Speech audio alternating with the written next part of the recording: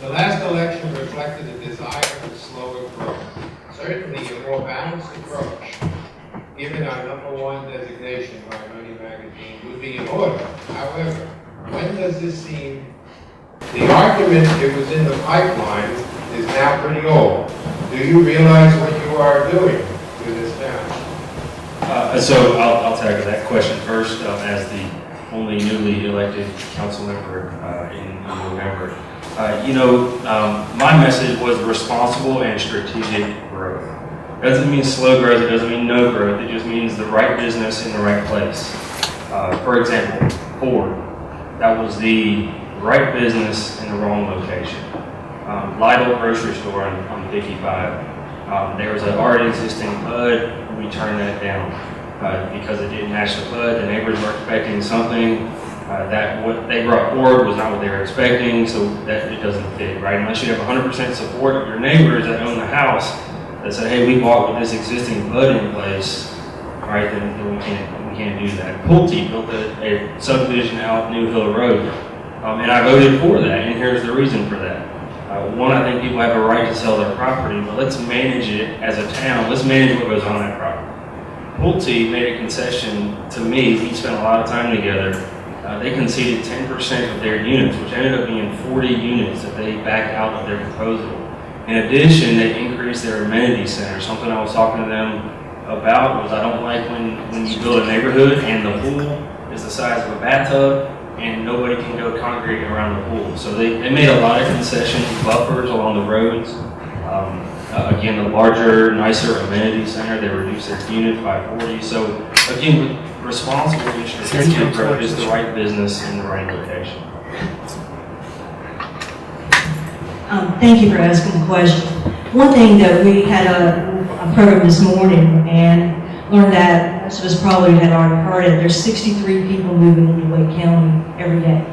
And those people are coming somewhere. And they're coming to Apex, and they're coming here, and they're going to live here, they're going to shop here, they're going to spend their money here, eat out, and all that. So I'm hoping as they come here again that they are adding to our I don't want to say maybe our tax base so that we're able to have better parks, better greenways, better services for the people that are here.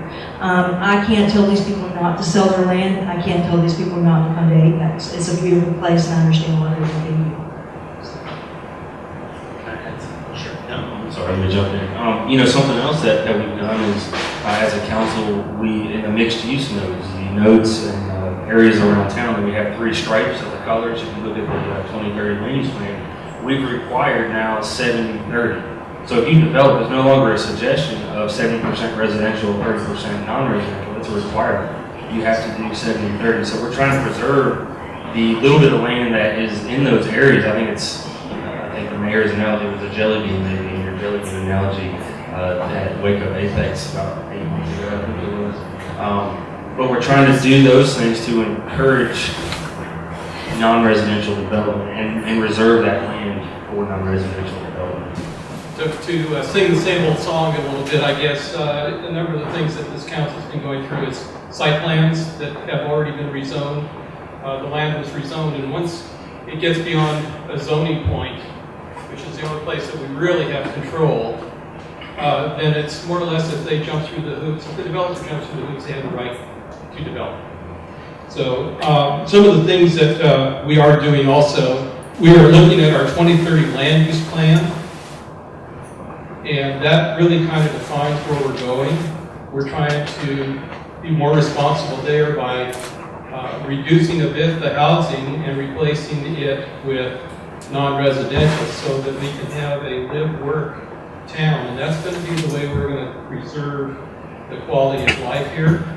Every day, right now, 12,000 people leave Apex to go to work, and that's not good.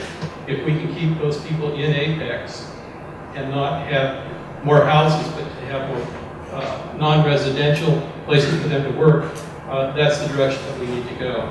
But I would love to see, and I'm not sure this would ever work, but anytime a developer builds a house, that they be required to invest $5,000 worth $5,000 into non-residential in Apex, and that would make all of Apex a mixed-use node.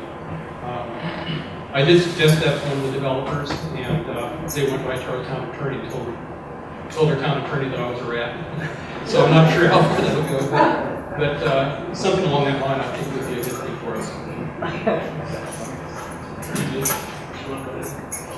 I pretty much agree with everything being said here. I think the biggest asset we have going for us right now is the 2030 land use plan. I think that's paid dividends for us, and the previous plan before that. It really helps everybody involved, the landowner, the developer, the investor, really kind of see how Apex is growing so we can grow in a controlled fashion, not hodgepodge all the way around. So really it's the forecourt of our planning department and the 2030 land use plan, which kind of is driving our growth. And I understand why you think it's out of control, but it really is in control. We can't stop. I know there's a lot of people in Apex who've owned their land for years, and that's going to be the retirement. And it really seems unfair to them to say you can't sell your land now because you're the one we're picking not to grow. So we want to allow them to do that, but we're just going to need to make sure it's responsible growth and coordinated growth. So far I think we're doing a pretty good job. Is it perfect? Maybe not, but I think overall we're doing a good job. Very good. I think everybody that wanted to go. Oh, you had one more thing? Okay. Right now, there are about 8,000 building sites available to build in Apex, so if we shut everything off right now, it's going to move on. And it's market driven. So I just wanted to make that point, that you're going to see more stuff, that in moving ahead, we'll try to moderate it a bit more.